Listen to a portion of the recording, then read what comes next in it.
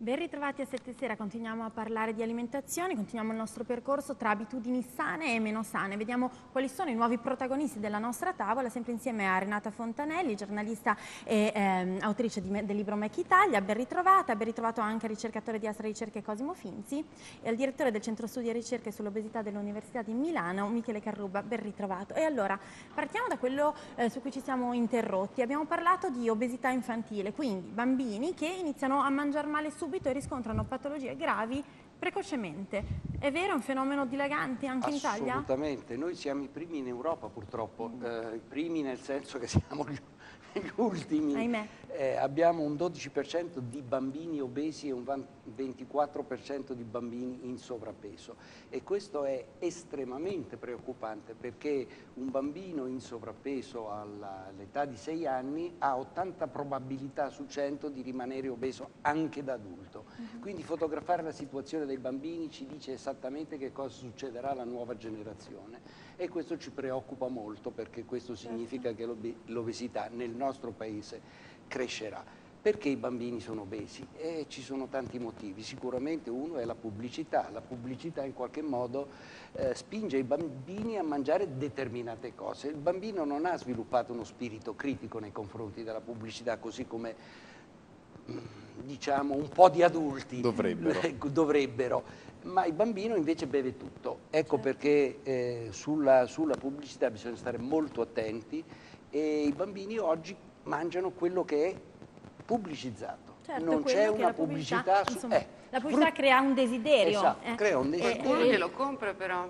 Sì, è chiaro che qualcuno glielo compra ed è questo quello perché dicevo che solo pochi hanno uno spirito critico anche nelle mamme, ma è chiaro, ma la pubblicità è studiata apposta. Se lei pensa che durante la programmazione della TV nell'area nel tempo dei bambini, Sì.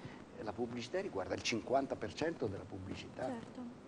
La parte alimentare. Certo, sarebbe interessante anche un intervento da parte del Ministero della Salute proprio sulla regolazione delle pubblicità perché si creano voglie dei bambini che non vanno sempre Io ho bene. anche la sensazione che il problema dell'obesità cresca molto tra le mura domestiche, cioè nel senso è vero la pubblicità, ma questo magari Cosimo ce lo può dire come esperto, cioè i ragazzini passano veramente tanto tempo anche da soli con liberissimo accesso al frigo anche per ammazzare la noia probabilmente davanti alla TV. C'è troppo tempo che non viene credo che i speso da bambini solo. diventino obesi perché vanno al fast food o se vanno al supermercato no, si riempiono non le è solo tasche. quello, però C'è anche un problema sociale, no? E poi secondo alcuni c'è una questione proprio di educazione vera e propria, cioè i genitori che fanno sempre più fatica a dire no ai figli.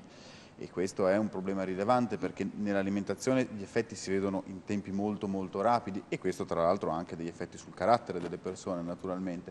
Direi che è una serie di cause abbastanza complesse da analizzare complessivamente. Sì. No, c'è la sedentarietà che è un cardine principale perché l'alimentazione è una faccia della medaglia, l'altra faccia è il muoversi e perché si diventa obesi quando non si consuma quello che si mangia. Certo, e oggi... Parlare di uno stile di vita sano implica parlare di molte regole per avere buone abitudini, però io adesso con voi vorrei approfondire quella che è un po' la lotta di questi ultimi anni, perché anche tu Renata hai nominato il fast food, spesso è quello su cui viene puntato il dito. Il fast food perché commercializza, vende, dà cibo che è spazzatura, tante volte vorrei capire cibo questo. che viene chiamato spazzatura, no? Ed effettivamente io devo dire, io sono partita con questo libro con un'analisi studiandomi molto bene tutto quello che sta facendo McDonald's in Italia in quanto l'emblema del fast food è McDonald's, passando poi a vedere anche cosa sta succedendo in slow food. Mi sono resa conto, ho toccato con mano che effettivamente anche nel settore del fast food c'è una grossa consapevolezza che sta nascendo, anche proprio per motivi commerciali, anche per soddisfare, non perché siano buoni o meno, il pubblico chiede cibo più sano, anche per i ragazzini. Sono stati introdotti ingredienti quasi biologici, diciamo, nel senso sono andati a cercare piccoli produttori per sviluppare determinati prodotti, per cui quello che è evidente sotto gli occhi di tutti è un avvicinamento di fast food allo slow food, mentre d'altro canto tutti i produttori di slow food, da Carlin Petrini, da quel giro slow food a Farinetti, stanno aprendo queste hamburgerie, diciamo, di lusso, dove la carne arriva dalla granda, certo è tutto molto certificato, molto più care, però comunque l'idea è di fare del cibo fast anche loro, quindi c'è una sorta di contaminazione in corso tra i due settori, fast food e slow food, anche perché appunto questo è una richiesta di mercato. Esatto, alle nostre esigenze, una vita veramente rapidissima, dove sì, il momento del pasto è un momento di convivialità, però non c'è neanche tutto se questo si tempo. va da Italy a Torino, ci sono i ristoranti dove ci si può sedere, passare magari 1 ora o 2, ma ci sono anche tanti chioschi dove velocemente vengono servite le soppresse locali, le verdure locali, per cui il fast che diventa slow, lo slow che diventa fast. Certo. A questo punto però vorrei capire se la tracciabilità, e quindi sapere da dove vengono gli alimenti, sapere che una qualità c'è, è qualcosa che può davvero tranquillizzare il pubblico, i consumatori, su 2 livelli, quindi sul fatto di continuare a consumare fast o slow contaminato dal fast, e sul fatto invece di fare una scelta che li fa stare in salute, per cui partiamo un po' dalla tracciabilità, un argomento molto importante. Gli italiani preferiscono essenzialmente il cibo italiano, il che tra l'altro ha anche un risvolto positivo. Il cibo prodotto in Italia è un cibo con meno chilometri alle spalle, naturalmente, ma al di là di questo il vero punto è che l'italiano si sente più garantito dalla carne italiana, dalla frutta e dalla verdura italiana, da tutti quelli che sono i prodotti in generale della terra che vengono dall'Italia. La tracciabilità vera e propria, cioè di sapere esattamente da dove viene quella fettina di carne, ecco, su questo gli italiani sono un pochino meno avanti, cioè spesso basta il concetto che ci sia la garanzia, sapere che lo potrei scoprire, più che andare davvero a verificare da dove viene questa carne, quando è stata macellata, in che luogo, qual è la storia di questo animale. Diciamo, più che altro si vuole avere la possibilità di controllare. Poi, ad esempio, in Italia sono molto importanti le varie certificazioni, DOP, ICG, eccetera.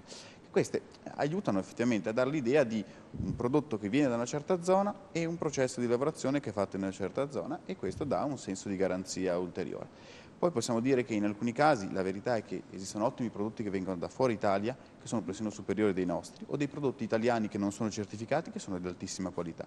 Però sicuramente il consumatore ha bisogno di essere rassicurato, e quindi ben vengano alcune certificazioni. Certo. Ecco, queste certificazioni sono garanzie anche per la nostra salute, voglio dire, sapere che un cibo è stato prodotto. Per la nostra salute c'è un'etichettatura nutrizionale che oramai è obbligatoria in tutti i posti, però vede anche il concetto dell'educazione, o uno ha una base culturale per capire tutte queste cose e allora le può sfruttare, altrimenti si va a casaccio. Quindi, come si diceva prima, oggi quello che manca è un'educazione. Noi si mangia 3 volte al giorno, 4 volte al giorno, ma nessuno lo fa con un minimo di razionalità, nel senso che non avendo un'educazione alimentare non sappiamo se scegliere un alimento piuttosto che un altro in funzione di quello che poi serve alla nostra salute. Quindi è questo quello che... Noi abbiamo fatto una ricerca su 25.000 famiglie milanesi e abbiamo scoperto, studiando proprio le frequenze alimentari, cioè cosa consumano e cosa comprano nell'arco di una settimana, abbiamo scoperto che solo un 10% mangia bene. Senta, quindi è veramente una problematica grossa questa, però volevo chiedere una cosa abbastanza personale, perché lei è stato presidente di Milano Ristorazione, per cui della società che fornisce le mense scolastiche. Allora ovviamente c'era una grossa competenza dietro la scelta dei prodotti che andavano a finire nelle pancine dei bambini, ma quando si deve dire sì alla qualità e no a una scelta di costo? Voglio dire che comunque bisogna anche fare sempre i conti con le spese che si hanno, non si può sempre scegliere per la qualità. Ma vede, non sempre la qualità e il costo vanno in maniera diversa, spesso la qualità e il costo debbono coincidere. Quando si parla di chilometro zero, oggi il chilometro zero viene vissuto come qualcosa di buono in assoluto, e invece no, il concetto di cibo a chilometro zero deve anche costare di meno, perché il trasporto quindi costa di meno e inquina meno. Quindi il concetto è molto semplice. Per quanto riguarda l'educazione alimentare e il cibo delle mense scolastiche, quello è sicuramente un cibo studiato e garantito anche dalla comunità, perché esistono controlli da parte delle ASL, quindi e io faccio solo una considerazione, perché è solo una considerazione. L'obesità infantile è massima al sud e minima al nord. Sì. E guarda caso, se andiamo a guardare, al 100% a Milano dei bambini gode di una refezione scolastica, che è un cibo sano, almeno una volta al giorno, uno dei 3 pasti è sano. Al sud purtroppo questo non c'è, solo il 5-7% dei bambini usufruiscono della mensa scolastica, guarda caso sono obesi in maniera molto maggiore in Campania e giù in Calabria e in Sicilia. E allora vediamo cosa succede quando la mensa scolastica allora non c'è, i bambini fanno da sé tante volte con quello che, come abbiamo detto prima, propone la pubblicità.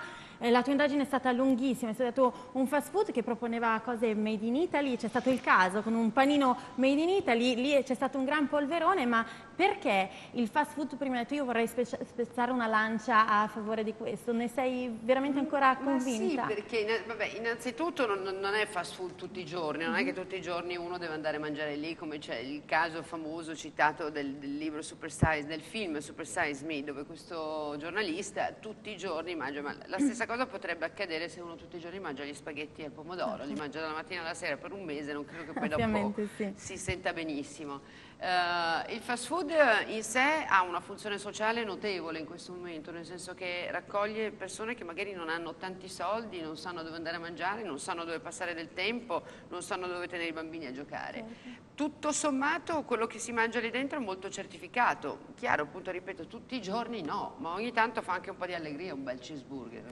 Certo. Poi bisogna anche pensare che se lo slow food sta avendo contaminazioni dal fast food, forse vuol dire che la patatina con l'hamburger e il formaggio colante magari...